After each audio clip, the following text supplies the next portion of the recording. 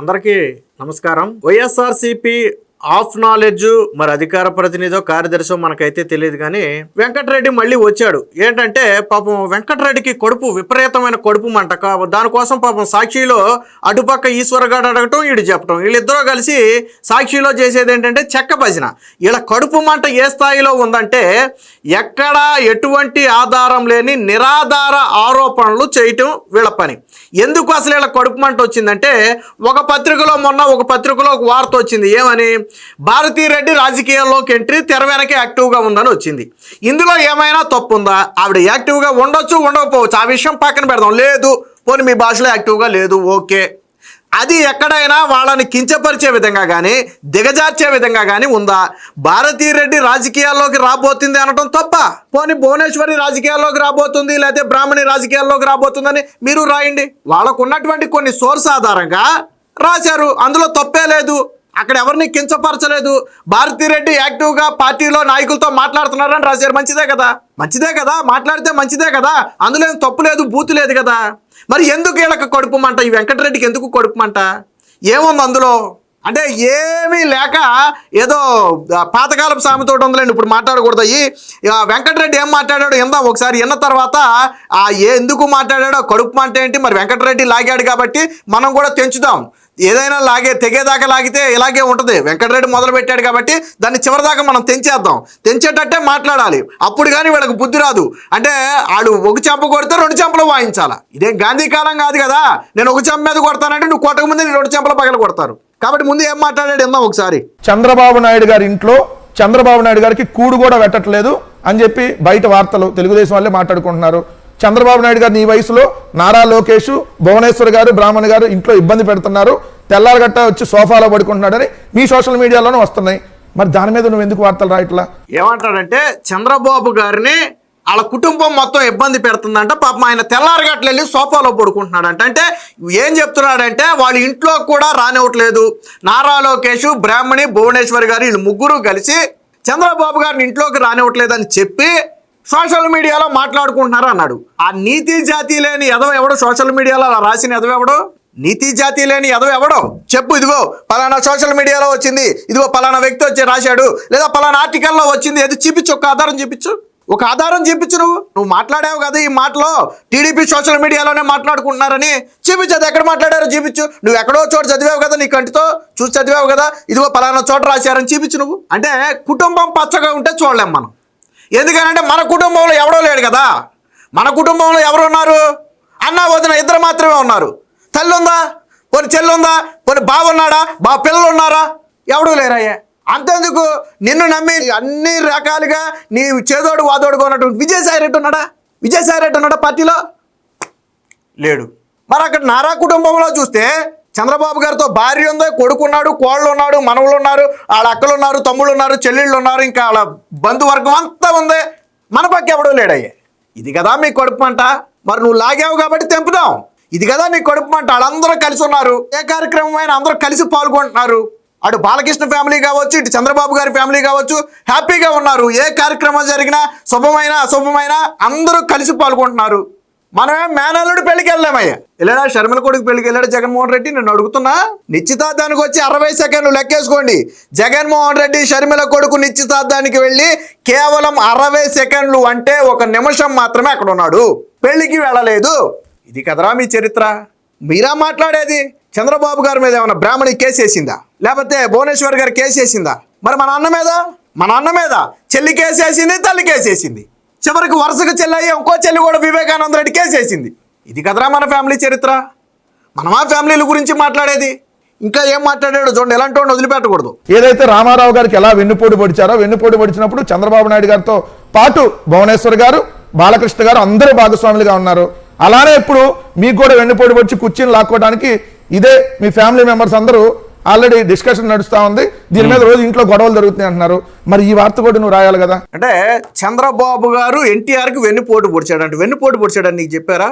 చంద్రబాబు గారు రెండోసారి కూడా కంటిన్యూషన్లో ముఖ్యమంత్రి అయ్యాడు కదా, కనీసం ఆ ఇంగిత జ్ఞానం ఉండాలి కదా. ఆ రోజు చంద్రబాబు గారికి మద్దతుగా ఉన్నవాళ్ళు ఈ రోజు కూడా ఆయనకు మద్దతుగా ఉన్నారు కదా, కనీసం ఇంగిత జ్ఞానం ఉండాలి కదా. ఆ రోజు తెలుగుదేశం పార్టీని కాపాడుకోవడానికి అందరూ ఏకతాటి మీదకి వచ్చారు. నీకు వచ్చిన నొప్పేంది? మన చరిత్ర ఏంటి? ఇప్పుడు మన చరిత్ర గురించి మాట్లాడిపోతే బాగోదు. మన చరిత్ర ఏంది? రాజశేఖర్ రెడ్డి కనపట్లేదని వార్త వచ్చింది. రాజశేఖర్ రెడ్డి హెలికాప్టర్కి ఏమైందో ఇన్ని గంటలు అయిపోయిందని రాష్ట్రం మొత్తం పరుగులు పెడుతుంది. అధికారులు కావచ్చు, నాయకులు కావచ్చు, మంత్రులు కావచ్చు, అందరూ తీవ్ర ఉత్కంఠతో ఉంటే మనం ప్యాలెస్ నుంచి బయటికి రాలా. లోటస్ పాండ్ దగ్గర ఉన్నటువంటి ప్యాలెస్ నుంచి బయటికి రాలా. వచ్చావా నువ్వు ఆ రోజు వచ్చావా? ఎప్పుడు వచ్చావు నువ్వు? తండ్రి శవం వచ్చేటప్పుడు వచ్చావు నువ్వు. సరే, అయ్యింది ఏదో అయిపోయింది. ఏం చేసావు నువ్వు? శవాన్ని తీయకముందు ఏం చేసావు నువ్వు?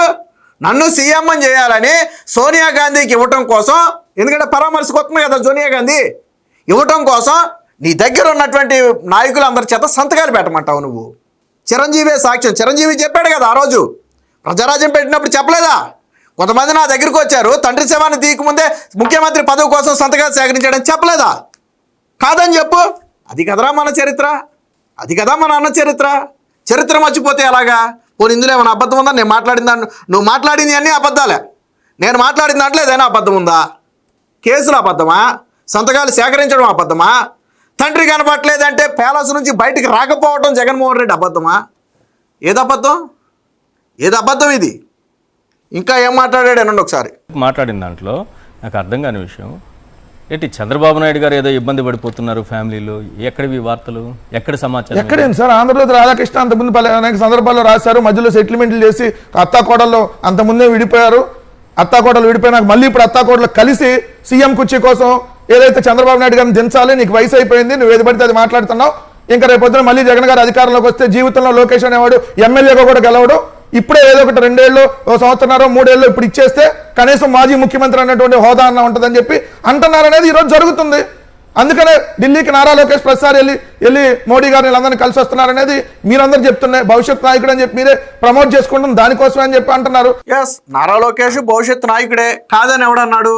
ఇప్పుడు నువ్వు ఒక మాట అన్నావు. ఏమన్నావు? ఎవరు రాశారు ఈ కుటుంబంలో గొడవల గురించి, ఎవరు రాశారు, ఎవరు మాట్లాడారని ఈశ్వర్ గారు అడిగితే వెంకటరెడ్డి గారు చెప్తాడు. ఏమని చెప్తాడు వెంకటరెడ్డి? ఏబిఎన్ రాధాకృష్ణే అన్నాడంట. ఎప్పుడు అన్నాడు ఏబిఎన్ రాధాకృష్ణ? నువ్వు దొడ్లో కూర్చున్నప్పుడు వచ్చి చెప్పాడు నీ చెవులో? నువ్వు పొద్దున్నే లేచి దొడ్లో కూర్చున్నప్పుడు నీ చెవులో చెప్పాడా, లేదా ఆయన దొడ్లో కూర్చున్నప్పుడు నువ్వు ఆ బాత్రూమ్ దగ్గర చెవు పెడితే ఆయన చెప్పాడా?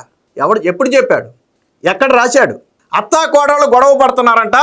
నారా లోకేష్ ఇప్పుడు ముఖ్యమంత్రి చేయకపోతే ఎప్పుడు ముఖ్యమంత్రి కాడంట. అందుకని వయసు అయిపోయిన చంద్రబాబు పిచ్చపిచ్చగా మాట్లాడుతున్నాడు కాబట్టి ఆయన్ను దించేసి నారా లోకేష్ని ఎక్కించాలని చూస్తున్నారంట. ఎక్కడ రాశాడు? ఈ కడుపుకి అన్నం తినేవాడైతే ఎవడో మాట్లాడు. మరి రెండోది ఏమన్నా తింటావేమో, నా నోటితో అయితే నేను చెప్పను, కానీ నువ్వు రెండోది ఏమన్నా తింటావేమో నాకైతే తెలియదు. కడుపుకి అన్నం తినేవాడైతే ఎవడో మాట్లాడు ఆ మాటలో. భువనేశ్వర్ గారు బ్రాహ్మణి గారు కొట్టుకున్నారా? వాళ్ళ మధ్య గొడవలు ఉన్నాయా? ఎవడు చెప్పాడు నీకు? వాళ్ళ ఇంట్లో ఏమన్నా పాకీ పని చేయడానికి వెళ్ళావా నువ్వు? దొడ్లు గడగటాకు అంట్లు తోమటానికి ఏమైనా వెళ్ళావా? వెళ్ళినప్పుడు ఏమైనా విన్నావా? అక్కడ ఎవడని చెప్పాడా నీకు? సిగ్గుందా, శరం ఉందా? ఈ రోజుకి ఆ కుటుంబం మొత్తం కలిసి ఉంది కదా. అదే నేను చెప్పా కదా, మన అన్న కుటుంబం ఏమో మొత్తం చెల్లాచెదిరైపోయాయి, వీళ్ళందరూ కలిసి ఉన్నారు కదా. అది మన కడుపు మాట. పైగా రాధాకృష్ణ రాశాడు. ఎక్కడ రాశాడు? మరి ఇలాంటి వాడిని ఏం చేయాలి? ఇంకా ఏమన్నాడు? ఆ వార్తలన్నీ రాయాలి కదా. ఆ వార్తలన్నీ ఎందుకు రాయవు నువ్వు? అంటే భారతమ్మ గారి గురించి, లేదంటే జగన్మోహన్ రెడ్డి గారి కుటుంబ సభ్యుల గురించి ఏదో ఒక వార్త రాసి మొత్తం టాపిక్ డైవర్ట్ చేయాలి. ఒకటి క్లియర్గా చెప్తున్నా, మీరు అనుకున్నట్టుగా జగన్మోహన్ రెడ్డి గారు జైలుకు వెళ్ళడు, జగన్మోహన్ రెడ్డి గారు బెయిల్ రద్దు కాదు. మీరు అన్న అక్రమాస్తుల కేసులు రోజు అని మీరు పెట్టింది అక్రమ ఆస్తులు అనేది అదే తప్పుడు. జగన్ గారు రైట్ రాయల్గా సంపాదించారు, అడ్వాన్స్ ట్యాక్స్ కట్టారు. మీలాగా 2 ఎకరాల నుంచి రాలా జగన్మోహన్ రెడ్డి గారు. జగన్మోహన్ రెడ్డి అంటే అడ్వాన్స్ ట్యాక్స్ కట్టాడంట, తప్పు చేయలేదంట, అరెస్టు కాడంట. సరే, అరెస్టు సంగతి కాసేపు పెడదాం. తప్పు చేయకుండా 16 నెలలు జైల్లో కూర్చోబెట్టి చెప్పకూడదు ఎందుకు పెట్టారు వెంకటరెడ్డి? నేను అడుగుతున్న జగన్మోహన్ రెడ్డికి 16 నెలలు జైల్లో కూర్చోబెట్టి చెప్పకూడదు ఎందుకు పెట్టారు? లేదు, నువ్వు అంటున్నావు కదా తప్పుడు కేసులని. 10 నుంచి 15 ఏళ్ళు గడిచిపోయిందే, ఒక్క కేసు కూడా కొట్టేయలేదే. 32 కేసులు ఉన్నాయి సిబిఐ ఈడీ కేసులు, ఒక్క కేసు కూడా కొట్టేయలేదే. ఎందుకు కొట్టేయలా? ఒక్క కేసు కూడా ఎందుకు కొట్టేయలేదని నేను అడుగుతున్నా. 16 నెలల్లో నిన్ను పెట్టలేదా? 16 నెలల్లో నిన్ను పెడితే ఊరుకుంటావా నువ్వు? ఊరుకోవు కదా. నన్ను పెట్టలేదా 16 నెలలు? మరి జగన్మోహన్ రెడ్డిని ఎందుకు పెట్టారు 16 నెలలు? బెయిల్ ఎలా తెచ్చుకున్నాడో చెప్పింది కదా షర్మిల.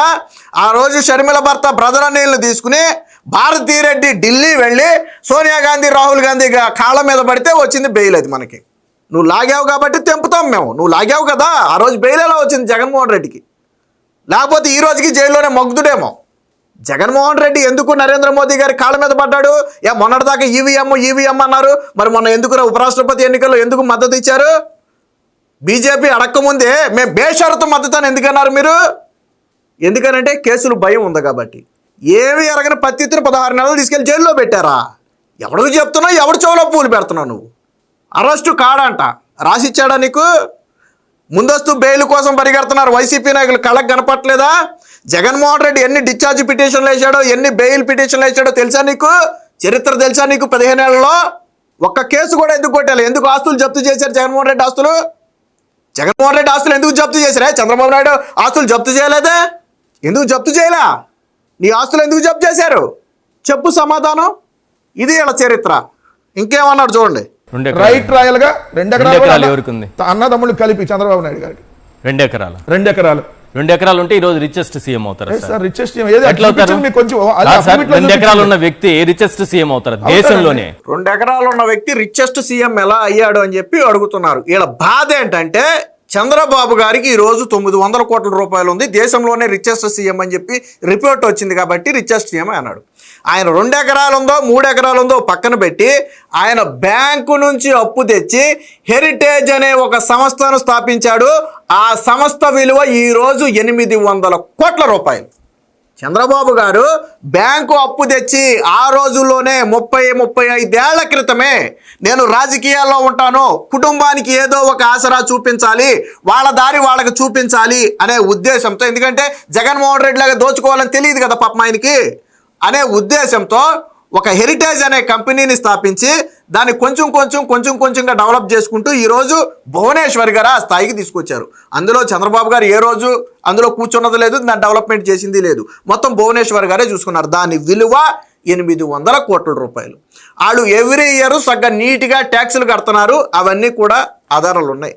జగన్మోహన్ రెడ్డి ట్యాక్సులు కట్టకుండా ఎగ్గొట్టి నల్లధనాన్ని తెల్లధనంగా మార్చాడనే కదా ఆయన మీద 43,000 కోట్ల రూపాయల అక్రమాస్తులు కేసులు పెట్టింది. 5 ఏళ్ల పాటు నువ్వు అధికారంలో ఉన్నావు, హెరిటేజ్ మీద ఒక కేసు పెట్టలేకపోయావే? చంద్రబాబు గారి మీద, ఆయన ఆస్తుల మీద ఎన్ని పిటిషన్లు వేశారు? ఆళ్ళీళ్ళు సంగతి వద్దు, విజయమ్మతో కూడా రాజశేఖర్ రెడ్డి చంద్రబాబుకి అక్రమాస్తులు ఉన్నాయని పిటిషన్ వేయిస్తే సుప్రీంకోర్టు చివాట్లు పెట్టి పంపింది. ఏమనో తెలుసా? మీరు పిటిషన్ పేరు మార్చి వేసినంత మాత్రాన ఆధారాలు చూపించకపోతే ఎలాగా? పిటిషన్ మీరు వెనక్కి తీసుకుంటారా, మమ్మల్ని ఆదేశాలు ఇవ్వమంటారా అని సుప్రీంకోర్టు హెచ్చరిస్తే విజయమ్మ క్షమాపణ చెప్పి సుప్రీంకోర్టుకి పిటిషన్ వెనక్కి తీసుకుంది. లక్ష్మీ పార్వతి వేసినటువంటి కేసు కూడా రీసెంట్గా జగన్మోహన్ రెడ్డి సీఎంగా ఉన్న సమయంలోనే కోర్టు కొట్టేసింది. 7-8 ఏళ్ళు 10 ఏళ్ళు సాగింది, అది కూడా కొట్టేసింది. చంద్రబాబు గారి అక్రమం ఉండవల్లిని అడుగు చెప్తాడు, ఉండవల్లి అరుణ్ కుమార్ని అడుగు చెప్తాడు చంద్రబాబు గారి చరిత్ర. విశ్వ ప్రయత్నం చేశాడు రాజశేఖర్ రెడ్డి చంద్రబాబు నాయుడు అవినీతి పరుడు అని నిరూపించడం కోసం. దాదాపు నాకు తెలిసే 13-14 ఈ అవినీతికి సంబంధించి కేసులు వేశారు ఆయన మీద. ఒక్క కేసు కూడా నిలబడలేదు. ఈ రోజుకి విజయం వేసింది, లక్ష్మీ పార్వతి వేసింది, ఆలీళ్ళు సంగతి ఎందుకు? ఎందుకు నిలబడలా కేసు? చంద్రబాబు గారి మీద ఎందుకు నిలబడలా? ఈరోజు ఆయన ఆస్తి అదే చంద్రబాబు గారు ముఖ్యమంత్రిగా సంపాదించిన ఆస్తి కాదు అది. ఎలా సంపాదించాడు ఆయన? హెరిటేజ్ అనే ఒక సంస్థను స్థాపిస్తే ఈరోజు భువనేశ్వర్ గారు సంపాదించిన ఆస్తి అది. మీకు ఓపెన్ ఛాలెంజ్ దమ్మున్నోడు ఎవరికైనా సరే వైసీపీలో, చంద్రబాబు గారి కుటుంబం ప్రతి సంవత్సరం తమ ఆస్తులను ప్రకటిస్తుంది. జగన్మోహన్ రెడ్డికి కానీ వైసీపీలో ఏ ఇతర నాయకుడికి కానీ ప్రతి సంవత్సరం ఆస్తులు ప్రకటించే దమ్ముందా మీకు ఎవరికైనా? దమ్ముందా ఎవరికైనా? ఆయనకి సింగపూర్లో హోటల్ ఉందని రాశారు అప్పట్లో సాక్షిలో. చంద్రబాబు గారు లోకేష్ గారు నిరూపిస్తే రాసి ఇచ్చేస్తామన్నారు హోటల్ ఉందని. నిరూపించలేదే? మీకు ఓపెన్ ఛాలెంజ్ ఎవరికైనా. ప్రతి సంవత్సరం, గత సంవత్సరం ఆస్తుల విలువ ఎంత, ఈ సంవత్సరం ఆస్తుల విలువ ఎంత అనేది ఓపెన్గా ప్రకటించారు. నారా లోకేష్ గారు ఒక సవాల్ కూడా చేశారు. మేము ప్రకటించిన ఆస్తి కాకుండా ఎక్కడైనా సరే 1 రూపాయి ఉందని నిరూపిస్తే మేము రాసి ఇచ్చేస్తామని ఓపెన్ సవాల్ చేశారు. మరి రాకపోయావా? చంద్రబాబు గారు ఆస్తి, అక్రమాస్తి ఎక్కడుందో నువ్వు రాకపోయావా? నీకు రాసిద్దరు ఎక్కడుందో బయట పెట్టకపోయావా వెంకటరెడ్డి? రాసిద్దరు కదా నీకు. వాళ్ళొక వ్యాపారం చేసుకుని సంపాదించిన సొమ్ము అది. మరి జగన్మోహన్ రెడ్డి ఎంపీగా ఉన్నప్పుడు ఏ వ్యాపారం చేశాడని 43,000 కోట్ల రూపాయలు సంపాదించాడు. నేను అడుగుతున్నా, ఏ వ్యాపారం చేశారు? వీళ్ళు హెరిటేజ్ వ్యాపారం చేశారు, రైట్ రాయల్గా పన్నులు కట్టారు. నువ్వే వ్యాపారం చేశావు? నీ బాస్ ఏం వ్యాపారం చేశాడు? ఏం వ్యాపారం చేశాడు? ఎలా వచ్చింది? సాక్షిలో రూపాయి పెట్టుబడి పెట్టకుండా సాక్షి పత్రిక ఎలాగ వచ్చింది ఈరోజు? భారతీయ సిమెంట్ ఎక్కడి నుంచి వచ్చింది? ఎవరి సిమెంట్ అది? ఎవరి సిమెంట్ని ఎవడు తీసుకున్నాడు? దానికి గనులు ఎవడిచ్చాడు? లాగితే ఎక్కడి నుంచి వస్తుంది? సండూరి పవర్స్ ఎక్కడిది? సండూరి పవర్స్ ఎక్కడిది నీకు? ఇలా తీగ లాగితే డొంక గదులు. ఈరోజు వాళ్ళ మీద పడి ఏడుస్తున్నారు కదా చంద్రబాబు గారి మీద. వాళ్ళు ఎన్టీఆర్ ట్రస్ట్ అని ఒక ట్రస్ట్ పెట్టి కార్యకర్తల్లో చనిపోయిన ఎవరైనా కార్యకర్త చనిపోతే ఆ కుటుంబంలో పిల్లలు అనాథలు కాకూడదని ఆ పిల్లల్ని చదివించే బాధ్యత తీసుకుంటున్నారు. సమాజంలో సామాజిక సేవ చేస్తున్నారు. వరదలు వస్తే వాళ్ళే ముందుంటారు, ప్రకృతి విపత్తులు వస్తే వాళ్ళే ముందుంటారు. మన కరోనా వచ్చినా వాళ్ళే ముందున్నారు. మన విజయవాడ వరదలు వస్తే వాళ్ళే ముందున్నారు. హుదూ తుఫాను ముందు వస్తే వాళ్ళే ముందున్నారు. విజయవాడ వరదలకు నువ్వు ఇస్తానన్న ₹1 ఏది వరద బాధితులకు? నేను అడుగుతున్నా, ఏడా ₹1 ఇస్తానన్నావు కదా, ఇచ్చావా? మరి నువ్వా మాట్లాడేది? మరి మీరు సంపాదించారు కదయ్యా, ఏం ట్రస్ట్ పెట్టారు? ఎవరికి సేవ చేశారు చెప్పు? ఒకడికి చెప్పు, నేను చేశానని చెప్పు. ఎవడో చేశారు? మీరా చరిత్రల గురించి మాట్లాడేది? నేను మొదట్లోనే చెప్పా, మీరు లాగితే నేను తెంపుతానని చెప్పా. మొదట్లోనే చెప్పా, మీరు లాగారు, మేము తెంపుతాం. ఈరోజు ఇంకా ఏం మాట్లాడాడో చూడండి. ఇన్నేళ్లుగా రాజకీయ అనుభవం ఉండేవాడు ఎవరో కానీ 1986 టైంలోనే, అంటే 1986 సమయంలోనే 3 కోట్లు లంచం తీసుకున్నాడు సారా బాట్లింగ్ ప్లాంట్ కోసం. 3 కోట్లు తాజ్ బంజారా. ఆ తాజ్ బంజారా హోటల్ దగ్గర కారు డ్రైవ్ చేసుకుంటూ చంద్రబాబు నాయుడు గారు వెళ్ళి 3 కోట్లు గోని సంచులో తెచ్చుకున్నాడు. ఏది 1986లో 3 కోట్లు. మరి మీరు చంద్రబాబు నాయుడు గారు ఇచ్చే సీఎం గాక ఏమవుతాడు? ఈడు అంటున్నాడు 1986లోనే చంద్రబాబు గారు సారా బాటిల్ ప్లాంట్ కోసం తాజ్ బంజారాకి వెళ్ళి 3 కోట్లు గోని సంచుల్లో పెట్టుకుని కారు డ్రైవ్ చేసుకెళ్ళి తెచ్చుకున్నాడంట. గోని సంచులు మోచిన గుమస్తా నువ్వా? 86లో చంద్రబాబు గారు 3 కోట్ల రూపాయలు లంచం తెచ్చుకుంటే గోని సంచులు మోసింది నువ్వా? నీ అధినేత జగన్మోహన్ రెడ్డి. ఎవడు మోసాడు గోన్లు? ఎవడు చూశాడు ఆ రోజు? ఈయన డ్రైవ్ చేసుకుంటే వెళ్ళాడంట తాజ్ బంజారా. తాజ్ బంజారాలో అప్పుడు ఏమన్నా పాకీ పని చేస్తున్నావా నువ్వు? చూసావా నువ్వు వాడు మార్చుకుంటుంటే? గోని సంచుల్లో కుక్కుని విదేశాలకు తరలించే చరిత్ర మీదిరా అయ్యా. మొన్న లిక్కర్ స్కామ్ చూడలేదా? ఎక్కడెక్కడో దేశాల్లో, టాంజానియా, ఆఫ్రికా దేశాల్లో తీసుకెళ్ళిపోయి మైనింగుల్లోనూ లేకపోతే ఇంకో దాంట్లోనూ పెట్టుబడులు పెట్టిన చరిత్ర మీది. సూట్ కేసు కంపెనీలు సృష్టించి లక్షల కోట్ల రూపాయలు దేశం తరలించిన చరిత్ర మీది. ఆయన అంట 3 కోట్ల లంచం ఆ రోజుల్లో ఆయన కార్ డ్రైవ్ చేసుకుని వెళ్ళాడంట. ఈడు చూశాడంట 3 కోట్ల లంచం. జగన్మోహన్ రెడ్డి 5 ఏళ్ళు ముఖ్యమంత్రిగా ఉన్నాడు. ఇలా బాబు 2 సార్లు ముఖ్యమంత్రి అయ్యాడు కదా జగన్మోహన్ రెడ్డి బాబు. మరి ఆ 3 కోట్ల లంచం సంగతి బయటికి దిగిపోయారా? మీ దగ్గర ఆధారాలు ఉంటే బయటికి దిగిపోయారా? ఎందుకు తీయలే? ఇవి చవట సన్నాసి మాటలు. ఇవి ఏంటి వీళ్ళ బాధ అంటే భారతీ రెడ్డి రాజకీయాల్లోకి వస్తుంది అని రాయటం తప్పు. అందులో ఏం తప్పు ఉందని నేను అడుగుతున్నా. ఏం తప్పు ఉంది? ఎందుకంత కడుపుమంట? కాబట్టి ఈ ఆఫ్ నాలెడ్జ్ వెంకటరెడ్డి గారికి చెప్పేది ఒకటే, ఎప్పటికైనా ఒళ్ళు దగ్గర పెట్టుకుని మాట్లాడకపోతే మీరు ఒకటి మాట్లాడితే మేము 100 మాట్లాడతాం. మీరు మాట్లాడేది ప్రతిదీ అబద్ధమే, మేము మాట్లాడేది ప్రతిదీ ఆధారంతో మాట్లాడతాం. కాబట్టి మొత్తం ఎవరి తరపునైనా అనుకోండి, వార్నింగ్ అనుకోండి, హెచ్చరిక అనుకోండి, లేకపోతే విజ్ఞప్తి అనుకోండి, ఏదైనా అనుకోండి. కానీ మళ్ళీ చంద్రబాబు గారి గురించి కానీ, ఆ కుటుంబం గురించి కానీ, ముఖ్యంగా భువనేశ్వరి బ్రాహ్మణీల గురించి కానీ ఇలా తప్పుడు మాటలు మాట్లాడితే ఎక్కడ ఎప్పుడు ఎలా సమాధానం చెప్పాలో అలా సమాధానం చెప్తాం. అందులో డౌటే లేదు. నిన్ను ఎవడో కాపాడలేడు కూడా. Please subscribe to Leo news for more videos.